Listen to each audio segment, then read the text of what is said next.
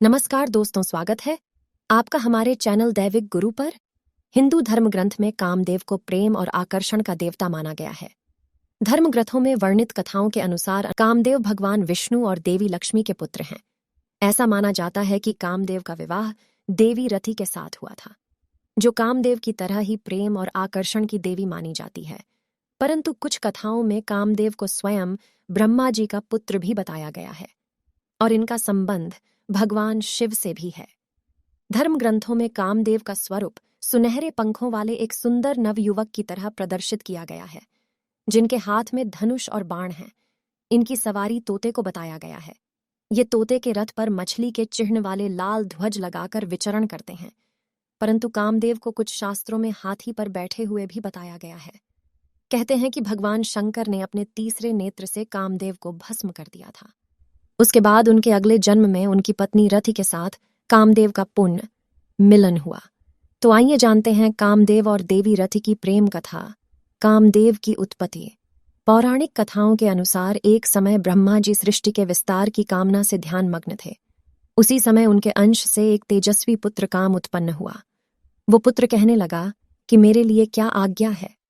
तब ब्रह्मा जी ने उससे कहा कि मैंने सृष्टि उत्पन्न करने के लिए प्रजापतियों को उत्पन्न किया था, परंतु वे सृष्टि रचना में सफल नहीं हुए। इसलिए यह कार्य अब मैं तुम्हें सौंपता हूं और इसे पूर्ण करने की आज्ञा देता हूं। परंतु ब्रह्मा जी की बात सुने बिना ही कामदेव वहां से विदा होकर अदृश्य हो गए।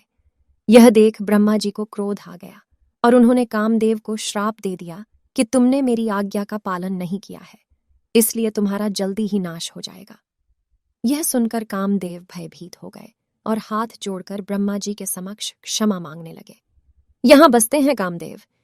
काफी देर तक कामदेव के लगातार विनती करने पर ब्रह्मा जी प्रसन्न हुए और उन्होंने कामदेव को रहने के लिए 12 स्थान दिए। उन्होंने कहा कि हे कामदेव देव, तुम्हारा निवास स्थान स्त्रियों के कटाक्ष, उसके केश राशि, उसकी जंघा, वक्ष, नाभि, जंघमूल, अधर, कोयल की कूख, चांदनी, वर्षाकाल, चैत्र और वैशाख महीना होगा। इसके बाद ब्रह्मा जी ने कामदेव को पुष्प का धनुष और मारण, स्तंभन, जृंभन, शोषण तथा उन्मादन नाम के 5 बाण दिए। वह धनुष मिठास से भरे गन्ने का बना हुआ था, जिसमें मधुमक्खियों के शहद की रस्सी लगी थी। ब्रह्मा जी से मिले वरदान के बाद कामदेव तीनों लोकों में भ्रमण करने लगे और भूत, पिशाच, गंधर्व, यक्ष सभी को अपने काम में वशीभूत कर लिया। इसी क्रम में वे भगवान शिव जी के पास कैलाश पहुंचे। भगवान शिव तब तपस्या में लीन थे। तभी कामदेव छोटे से जंतु का सूक्ष्म रूप धरकर कान के छिद्र से भगवान शिव के शरीर में प्रवेश कर गए। इससे शिवजी का मन चंचल हो उठा। उसके बाद भगवान शिव ने ध्यान योग से देखा कि उनके शरीर में कामदेव प्रवेश कर गया है। जब यह बात कामदेव को पता चला तो वह उसी क्षण भगवान शिव के शरीर से बाहर आ गए और आम के एक वृक्ष के नीचे जाकर खड़े हो गए।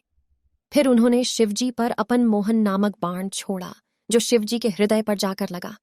इससे शिवजी क्रोधित हो उठे और उन्होंने कामदेव को अपने देवी रति की तपस्या। जब यह बात कामदेव की पत्नी रति को पता चली तो वह विलाप करती वहां आ पहुंची। तभी आकाशवाणी हुई, जिसमें रति को विलाप न करने और भगवान शिव की आराधना करने को कहा गया। आकाशवाणी सुनकर रति ने श्रद्धापूर्वक भगवान शंकर की प्रार्थना की। रति की प्रार्थना से प्रसन्न हो शिवजी ने कहा कि कामदेव ने मेरे मन को विचलित किया था। अब अगर ये अनंग रूप में महाकाल वन में जाकर शिवलिंग की आराधना करेंगे तो इनका उद्धार होगा।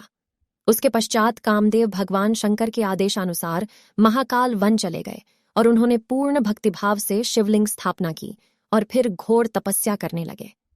कुछ समय बाद कामदेव की तपस्या से प्रसन्न होकर शिवजी ने कहा कि तुम अनंग शरीर के बिना रहकर भी सारे कार्य करने में समर्थ रहोगे और द्वापर युग में कृष्णावतार के समय तुम रुक्मणी के गर्भ से जन्म लोगे और तुम्हारा नाम प्रद्युम्न होगा। कामदेव का पुनर्जन्म। शिव के कहे अनुसार द्वापर युग में भगवान श्री कृष्ण और रुक्मणी को प्रद्युम्न नाम का पुत्र हुआ, जो कि कामदेव का ही अवतार था। परंतु जन्म के पश्चात श्री कृष्ण से दुश्मनी के चलते राक्षस शंभरा ने प्रद्युम्न का अपहरण कर लिया और उसे समुद्र में फेंक दिया। उस शिशु को एक मछली ने निगल लिया और वो मछली मछुआरों द्वारा पकड़ी जाने के बाद शंभरासुर के रसोई घर में ही पहुंच गई। जब यह बात देवी रति को मालूम हुआ तो वह सोई में काम करने वाली मायावती नाम की एक स्त्री का रूप धारण करके रसोई घर में पहुंच गई। वहां आई मछली को उसने ही काटा और उसमें से निकले बच्चे को मां के समान पाला पोसा। जब वो बच्चा युवा हुआ तो उसे पूर्व जन्म की सारी बातें याद दिलाई। इतना ही नहीं, सारी कलाएं भी सिखाईं। तब प्रद्युम्न ने शंभरासुर का वध किया और फिर मायावती रूपी रति से विवाह कर उसके साथ द्वारका लौट आए। तो ये था हमारा आज का वीडियो आपको कैसा लगा हमें कमेंट करके जरूर बताएं। वीडियो पसंद आया हो तो वीडियो को लाइक करें, शेयर करें और चैनल को सब्सक्राइब करें। धन्यवाद।